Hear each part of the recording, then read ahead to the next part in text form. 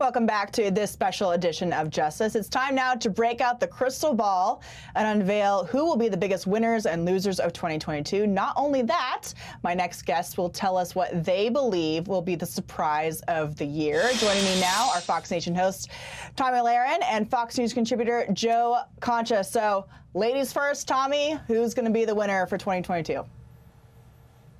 Boy, I hope the winner is the American people. I hope it's freedom, because that was certainly a big loser in 2021. And I won't even say it was Republicans or patriots or people that value their personal and medical freedom. I would say it's Americans as a whole, because whether you voted for Joe Biden or you didn't, in 2021, under the leadership of this administration, you were a loser. So I hope in 2022, we all become winners, not only with our gas prices and our store supply shelves, but also when it comes to freedom and personal choice. And the only way we can ensure that is to fight for our freedoms and make sure we stop hemorrhaging them away for the protection of the federal government, which we know has been failing at every turn.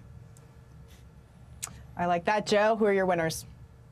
Wow, beauty before age, I think is the saying we want to say here, Katie. Look, common sense is my winner, all right, for this year. Because remember what we endured during this past craptastic year. A president trying to convince us that spending trillions of additional dollars via Build Back Better actually costs, whispers, yellow $0 looks down, right? So look, that kind of spending would lower inflation and reduce the deficit. That argument will go down as the worst con job we've heard since, tobacco executives trying to tell us that smoking wasn't addictive. But in 2022, we're going to see more parents, for instance, reject the likes of critical race theory, as we saw in Virginia. We're going to see refunding the police, not defunding the police. We're going to see Nancy Pelosi retired for good as House Speaker. Her legacy probably in tatters, because Americans will reject her party's attempts to expand government into every aspect of American life. It all, to win in 2022, Republicans just have to be pragmatic, right? Make common sense arguments and forget riding a wave. We're looking at a red tsunami in November, given the situation with inflation, crime, education, and the border, Katie. Well, Tomi, when there are winners, there are, of course, losers. So you've chosen a loser for 2022.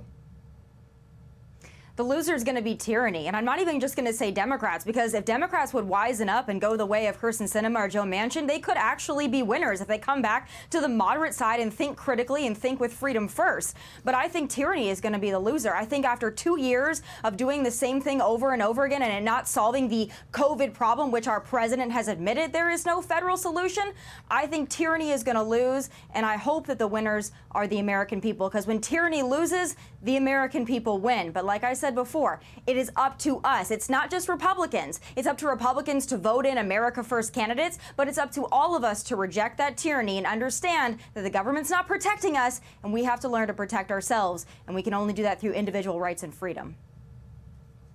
All right, Joe, who's your loser?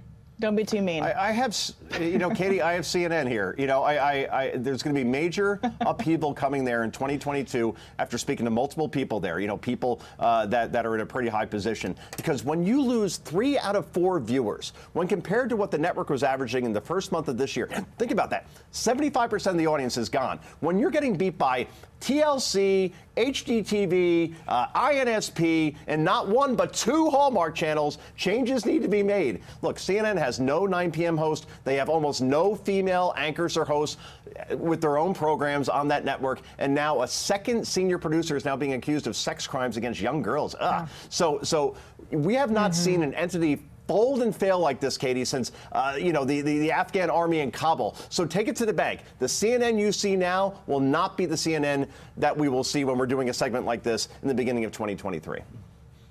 All right, I'm taking it to the bank and I'm writing it down, and I'll come back to you in a year from now, Joe, and we'll see if you're right. Thank you, Katie. Tomi, not everybody likes surprises, but we like surprises on this show. So what do you think is going to be a big surprise this year? I think the biggest surprise is you're going to see so many Democrats, so many formerly woke liberals come on over to the right side of history and start making better decisions. I think wokeism is dead. I think Democrats are starting to realize that. They spend months and months lying to themselves that this president was both effective and coherent. I think they're starting to realize that he's not. And I think the biggest surprise is you're going to see so many of those former Trumpocrats come on back, and they're going to vote with their pocketbook, and they're going to have to vote red to do it. That would certainly be a big surprise. I think that's a lot of faith you have going on with the Democrats changing their behavior, I guess. Joe, what do you think is going to happen? Okay, so Republicans take back the House, right? That's no surprise. It's a guarantee, as we spoke about before. But here's a surprise, okay? The GOP names Donald Trump Speaker of the House. Remember, you don't have to be an elected official. Oh. Anybody can be it. I can, you can, Trump can. All right, stick with me here, okay? He accepts the job just so he can sit behind Joe Biden during the State of the Union and make Trumpian faces when the president tries to take credit for something, or pushes some sort of like AOC-like policy, right? Trump then, as House Speaker, launches impeachment proceedings against the president and vice president. Somehow those succeed, which means the Speaker of the House, him, is now president. And yes, I am, 100% kidding about this. Kind of. Well, maybe. I don't know. It's Trump. It could happen. I hope you're right. The faces behind the State of the Union would just be hilarious. Memes for days. Joe and Tommy, thank you so much. Yeah. Happy New Year. Hey, Sean Hannity here. Hey, click here to subscribe to Fox News YouTube page and catch our hottest interviews and most compelling analysis. You will not get it anywhere else.